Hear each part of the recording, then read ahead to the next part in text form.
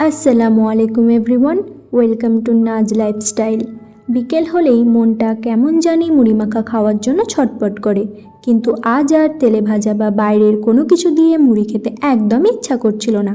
তখনই হঠাৎ মনে পড়ে গেল দাদিমার কথা। প্রকৃতির মাঝেই তো আসল স্বাদ লুকিয়ে আছে। তাই আর দেরি না করে সোজা চলে এলাম মাঠের মধ্যে।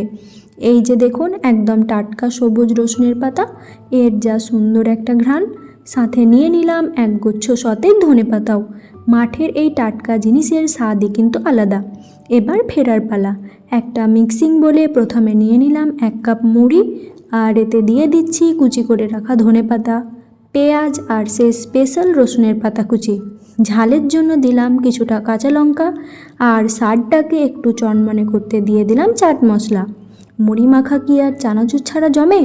তাই অল্প একটু চানাচুর, আর সবশেষে দিয়ে দিচ্ছি ঝাঁঝালো খাঁটি সরিষার তেল। এবার সবগুলোকে খুব ভালোভাবে মাখিয়ে নিলেই তৈরি আমাদের একদম ভিন্ন স্টাইলের স্বাস্থ্যকর মুড়ি মাখা। বাড়ির পাশের মাঠের টাটকা জিনিসের স্বাদ যখন মুখে লাগে, তখন বিকেলটা সত্যিই জমে যায়। আপনারা কিন্তু এভাবে ট্রাই করে